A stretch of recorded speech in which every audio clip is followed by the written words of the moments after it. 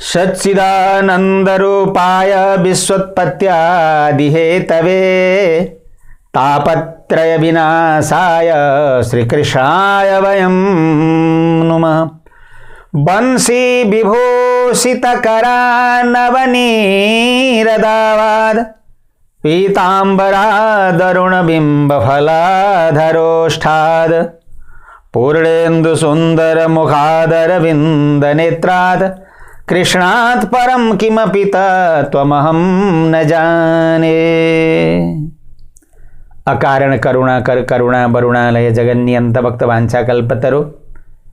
भगवान पुरुषोत्तम को दिव्य मंगल विग्रह स्वरूप श्री बृहद नारद पुराण बट लिए को पुरुषोत्तम मास महात्म्य को कथा श्रृंखला को हामी 20औं अध्याय को कथा श्रवण गर्दैछौं। श्रद्धेय भक्तगण, हजुर को रेडियो रामेछापबाट प्रसारित भएको यस कथा प्रसंगमा हामीले भगवान पुरुषोत्तम को अत्यंत सिद्ध भगवान पुरुषोत्तम को सिद्ध कथा श्रवण गरेर राजर्षिहरू देवर्षिहरू पनि भगवत मोक्ष को अधिकारी बन्नुभयो, धन जन सम्पन्न बन्नुभयो, पुत्र पौत्रादिले युक्त बन्नुभयो भन्ने प्रसंग श्रवण गरिरहेका छौं। र त्यसै अन्तर्गत यहाँ प्रसंग के छ त भन्दाखेरि दृढधनबा राजाको पूर्व जन्मको चरित्र। राजा दृढधनबालाई महर्षि वाल्मीकिले पूर्व जन्मको वृत्तान्त सुनाउनु भयो। अगाडि त्यही प्रसंगलाई जोड्दै के भन्दै हुनुहुन्छ भने श्री सुतजी सुनाउँदै हुनुहुन्छ, यस्ता प्रकारले भगवान नारायणको मुखारविन्दबाट नारदजीलाई दृढधनबा राजाको पूर्व जन्मको चरित्र समस्त श्रवण गराइसक्दा पनि राजा दृढधनबा नति तृप्त मना विप्राह नारदम पृष्ठवान मुनिम। मनमा तृप्ति भएन। नारदजीले फेरि भगवानसँग सोध्नुभयो, के भन्नुभयो र के सोध्नुभयो, के प्रश्न गर्नुभयो त भन्दाखेरि, श्रोतृवृन्द, किमुवाच महाराज वाल्मीकि मुनि सत्तमम। वाल्मीकि मुनिलाई के सोध्नुभयो त्यस पछाडि राजा दृढधनबाले नारायण भगवान भन्दै हुनुहुन्छ नारदजीलाई, नारदजी सुन्नुहोस्, जुन जुन कुरा दृढधनबा राजालाई वाल्मीकि ऋषिले बताउनु भयो ती सबै कुरो म तपाईलाई सुनाउँदैछु। सबभन्दा पहिले वाल्मीकि मुनिसँग दृढधनबाले सोध्नुभयो, के सोध्नु भन्दाखेरि चाहिँ पुरुषोत्तम मासोयम, यो परम उत्कृष्ट उत्कर्ष प्रदान गर्ने पुरुषोत्तम महिनामा मुमुक्षु जनले, मोक्षको इच्छा गर्ने जनले कसरी पूजा गर्ने, कसको पूजा गर्ने, के दान गर्ने, विधि के हो, यी सबै हजुरले मलाई बताइ बक्सियोस्। यस्ता प्रकारले राजा दृढधनबाले सोधिसके पछाडि भगवान वाल्मीकि के भन्नुहुन्छ भने, राजन, सबभन्दा पहिले यहाँ दैनिक दिनचर्याका प्रसंगहरू सुनाउँदै हुनुहुन्छ। सबभन्दा पहिले बिहान ओछ्यानबाट उठ्ने, हरि हरि भन्दै हरिस्मरण गर्दै उठ्ने, हातको दर्शन गर्ने, सबभन्दा पहिले कराग्रे बसते लक्ष्मी कर मध्ये सरस्वती करमूले स्थितो ब्रह्म प्रभाते कर दर्शनम।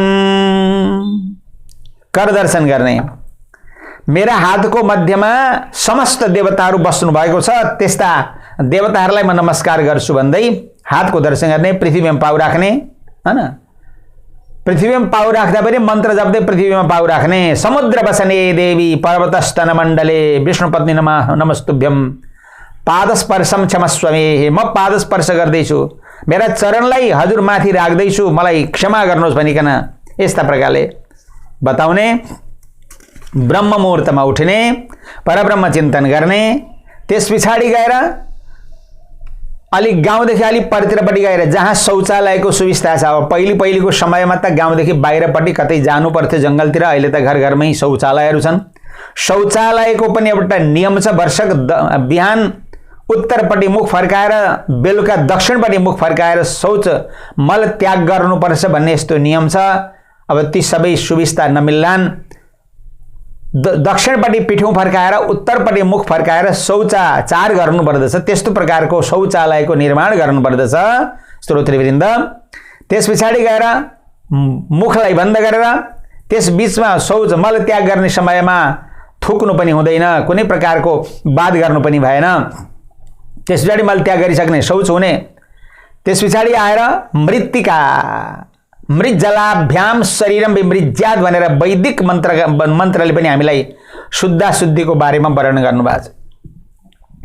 एकालिङ्गे गुदे तेस्रो हो हैन, मलमूत्र स्थानमा पनि माटो लगाउने, त्यस पछाडि गएर हातमा देब्रे हातमा 10 चोटि माटो लगाउने, दाहिने र देब्रे हात दुईटै मिलाएर 7 चोटि माटो लगाउने, मजाले हात पखाल्ने, गोडामा 4 चोटि माटो लगाउने, अनि फेरि हातलाई शुद्धि गर्ने र कुल्ला गर्ने, 16 चोटि कुल्ला गर्ने। तीर्थमा गएर शौच गर्नु हुँदैन, त्यहाँबाट पानी निकालेर केही टाढा गएर मल त्याग गर्नु पर्दछ, अनि बाहिरै नै हात माटी इत्यादि गर्नुपर्छ। नदीमा गएर हात माटी गर्नु हुँदैन। नदीमा गएर हात माटी गरियो भने नदीको महत्त्व जुन छ त्यो समाप्त हुन्छ। अनि अर्को प्रसङ्ग के छ भने अब अहिलेको समयमा सबैका घरमा आफ्ना आफ्ना प्रकारका शौचालयहरू छन्। ती शौचालयमा माटो सम्भव नहोला, तर सर्फ जो माटो जस्तै गरेर सर्फ हुन्छ त्यो सर्फलाई निकाल्ने एउटा अलग्गै ठाउँमा राख्ने, अनि मलमूत्र त्याग गरिसकेपछि आएपछि त्यो सर्फ लगाएर जसरी माटो लगाएको नियम छ तदनुकूल त्यस नियमलाई पालन गर्दै सर्फद्वारा हात धुने बानी बसाल्नु पर्दछ, शुद्ध हुनु पर्दछ। यस पछाडि गएर दन्त धावन गर्ने। आयुर्बलम यशो वर्च प्रजा पशु बसूनि च ब्रह्म प्रज्ञाम च मेधाम च तन्नो देहि वनस्पति भनेर अपमार्गको अथवा बाहिरको 12 अङ्गुल लामो यस्तो प्रकारको पहिले कुर्च बनाउन, त्यस पछाडि त्यसले दाँतलाई सफा गर्ने, 12 कुल्ला गर्ने, दाँत सफा गर्न गरिसके पछाडि स्नान गर्ने, स्नान गरेपछि तीर्थ देवता तर्पण गर्ने, वर्षक समुद्रमा सिधै गएर मिल्ने खालका नदी पाइयो भने तिनीहरूमा स्नान गर्ने। त्यस्ता नदीमा श्रेष्ठ स्नान मानिन्छ। गङ्गा आदि गरेका नदीमा स्नान गरियो भने हैन, कौशिकी आदि गरेका नदीमा, गण्डकी आदि गरेका नदीमा भएन, बापी कुपतडा भने पोखरीहरू भए, कुवाहरू भए, कल जस्तो छ त्यस अनुसारले गर्ने। अब गृहस्थीका लागि त्यति सबै कुरा सम्भव पनि नहोलान्।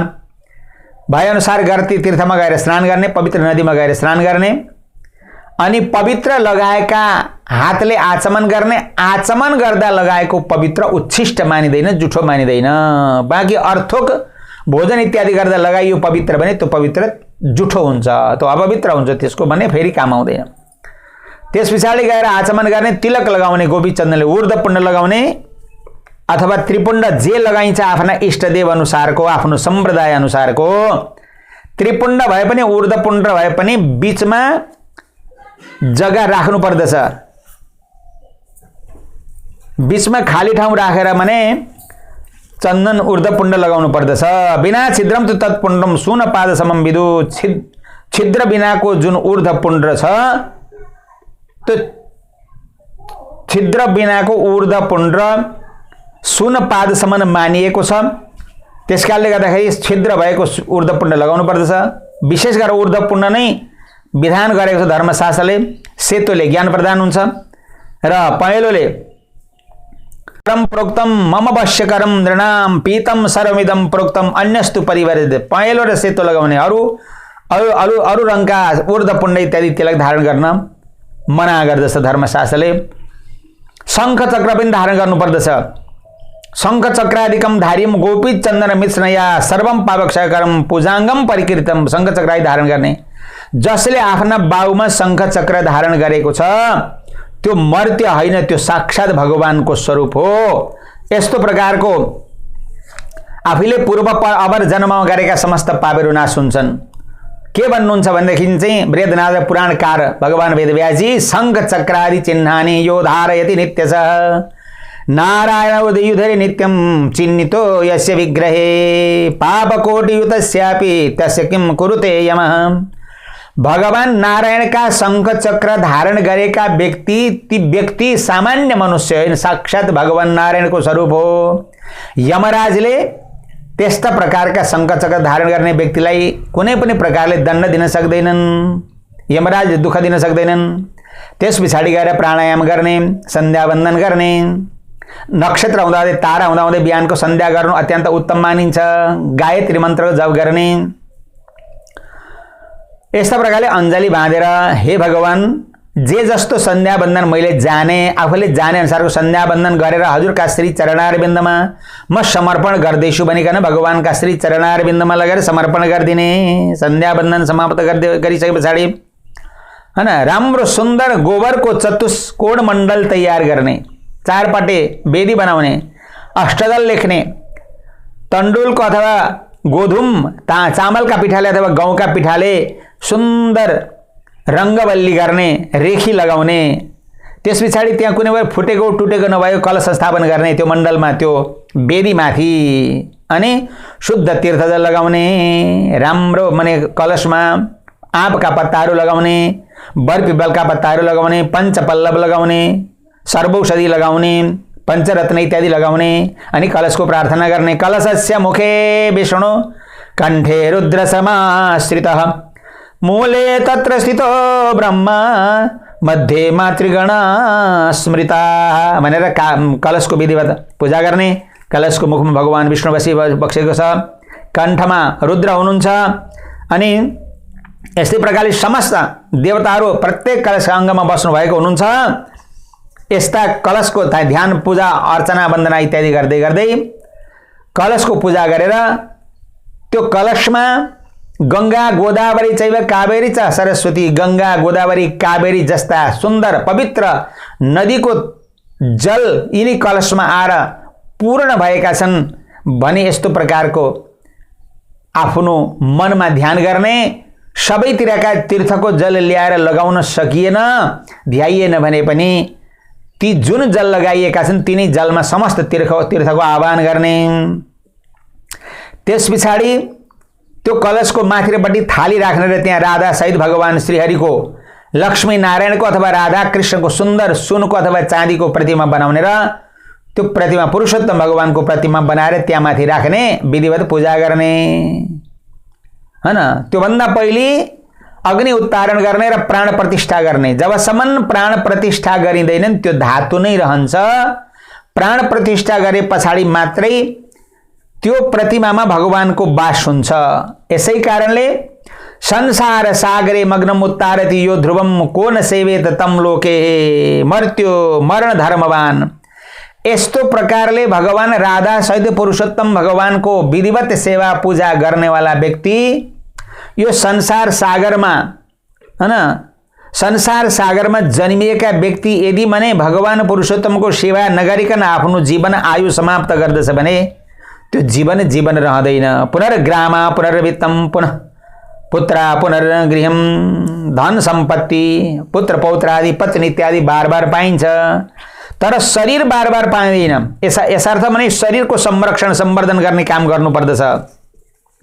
संसारमा सहायता गर्ने कोही हुँदैन, हैन। पत्नीले सहायता गर्दिनन्, पतिले सहायता गर्दैन, माताले पिताले छोराछोरीले दाजुभाइले कसैले पनि गर्दैन। केवल सहायता गर्ने भनेका र रक्षा गर्ने भनेका मात्रै भगवान। रक्षक भगवानमा पिता च रक्षक शेषी भर्ता गेयो रमापति। पिता पुत्र सम्बन्ध, रक्षित सम्बन्ध, ज्ञात्री ज्ञेय सम्बन्ध, हैन। तो यस्तो प्रकारका नवविध सम्बन्ध भगवानसँग अवश्यमेव गर्नुपर्छ जीवात्माले भनेर भगवानसँग नै सम्बन्ध राख्नु पर्दछ। रक्षक भगवान नै हुनुहुन्छ। बाँकी रहेका अरू संसारका जो सम्बन्धीहरू हुनुहुन्छ नि ती त धर्मशालमा बसेका यात्रीहरू जस्तै मात्रै हो सज्जनहरू। यात्रीहरू आएर धर्मशालमा बसो, रातभरि बास बसो, एउटाले अर्कालाई साइनो लगायो, भोलिपल्ट बिहान आफ्नो आफ्नो बाटो जता छ त्यही बाटो हिँड्नु पर्दछ। तरंग तरला लक्ष्मी यौवन कुसुमोपमम। नदीको छाल जस्तो हो सम्पत्ति, धन आउँछ जान्छ, एकचोटि छाल आउँछ ठुलो, फेरि त्यो छाल फर्केर जान्छ। यौवन कुसुमोपमम, फूल जस्तो छ यौवन, आज फुल्छ भोलि समाप्त हुन्छ। विषय स्वप्न विषया, विषयहरू स्वप्न जस्तै छन्। त इव सर्वे निरर्थका, सब निरर्थक छन्, परन्तु एउटै मात्रै भगवानको उपासना सार्थक बन्दछ। यसर्थ जति बेला मानव जन्म हामीले प्राप्त गर्यौं सज्जनहरू, त्यो मानव जन्म प्राप्त गरेका बेला सत्कर्म गर्नुपर्छ। धर्मार्थम च यदा वित्तम सुलभम लभते सदा। धर्मको निमित्त धन सम्पत्ति प्राप्त भएको छ, हैन। यदा वित्तम न च तदा चित्तम धर्मोन्मुखम भवेत्। सम्पत्ति हुँदैन, दान गर्न मनपर्छ।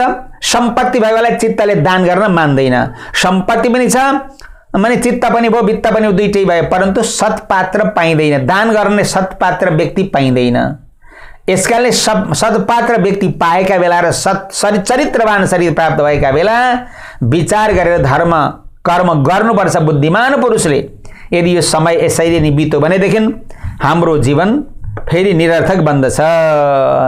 यस्ता प्रकारले भगवान राधा पुरुषोत्तमको विधिवत सेवा पूजा विधिवत गर्ने अनि पूजा गरिसकेपछि तथा हस्तिपदे लीनम सर्वम प्राणीपदम भवेत। यदि पुरुषोत्तम भगवानको सेवा गरियो भने जसरी हात्तीका पाउमा अरू सबै जानवरका पाउहरू ती विलीन हुन्छन्, त्यस्तै प्रकारले धर्म कालस तथा सर्वे विलीना पुरुषोत्तमे, पुरुषोत्तम भगवानको उपासना गरियो भने अरू जति समयमा गरेका पुण्य धर्म कर्म उपासना छन् ती पुण्य धर्म कर्म उपासना सबै समाप्त त्यसैभित्र पुरुषोत्तम भगवानमै लीन हुन्छन्। यसकाले चिरन्तन हैन के भन्छन्, चिन्त रत्नेन रत्नानि नसामा यदि भुव यथा भुवि हैन। चिन्तामणि आदि गरेका रत्नहरू छन् जति पनि, कामधेनु आदि गरेका गाईहरू जति पनि छन्, ती सबै जस्तो रत्नमा चिन्तामणि श्रेष्ठ माने झैं, गाईमा कामधेनु गाईलाई श्रेष्ठ माने झैं, पुरुषहरूमा राजालाई श्रेष्ठ माने झैं, वेद शास्त्रमा समस्त शास्त्रहरूमा वेदलाई श्रेष्ठ माने झैं, महिनाहरूमा पुरुषोत्तम महिनालाई सर्वश्रेष्ठ मानिन्छ। त्यसकारणले पुरुषोत्तम मासस्य दैवतम पुरुषोत्तम महिनाका देवता पुरुषोत्तम भगवान नै बक्सिन्छ। त्यसकारणले प्रयत्नपूर्वक बल्ल बल्ल प्राप्त भएको पुरुषोत्तम महिनाको सदुपयोग गर्नुपर्दछ। श्रोतृवृन्द, बल्ल बल्ल भगवानले शरीर प्रदान गर्नुभएको छ। बल्ल बल्ल माने मानव शरीर पाइएको छ। सुन्दर धर्म कर्ममा विश्वास गर्ने सदाचारयुक्त शरीर हामीले प्राप्त गरेका छौँ। त्यस्तो प्रकारको शरीर प्राप्त भएको बेलामा शास्त्रज्ञम निपुणम शुद्धम वैष्णवम सत्यवादिनम प्रियाचार्य समाओय पूजाम तेन प्रकल्पयेत। शास्त्रज्ञ, शास्त्रमा निपुण भएका, शुद्ध वैष्णव धर्ममा आबद्ध भएका, सत्यवादी विष्णु भक्तले परिपूर्ण भएका यस्ता आचार्यलाई बोलाउने अनि त्यस्ता आचार्यबाट पुरा पूजा गराउनु पर्दछ र संसार सागरबाट भने भव पार गर्नका निमित्त सकिन्छ। त्यस्ता पुरुषोत्तम भगवानको विधिवत सेवा पूजा गरेको खण्डमा हाम्रो जीवन सफल हुन्छ भन्ने कामना गर्दै हाम्रो जीवन सफल हुन्छ र संसार सागरमा पसिरहेका हामी जो जति पनि जीवात्माहरू छौँ ती जीवात्माहरूको भगवानको सन्निधि प्राप्त हुन्छ भन्ने समानका प्रसङ्गहरू धीरधनबा राजालाई वाल्मीकि ऋषिले श्रवण गराउनु भयो। तिनै प्रसङ्ग यहाँहरूका सामने पनि हामीले यथाधितम यथामथि प्रसङ्ग गर्दै यी कथाको प्रसङ्ग सुनाउँदै आजको कथा प्रसङ्गलाई अध्यायलाई यहाँ विश्राम गर्छौँ। अस्तु, सर्वे भवन्तु सुखिनः, सर्वे सन्तु निरामया, सर्वे भद्राणि पश्यन्तु मा कश्चित् दुःख भाग् भवेत्। ओम शान्ति, ओम शान्ति, ओम शान्ति।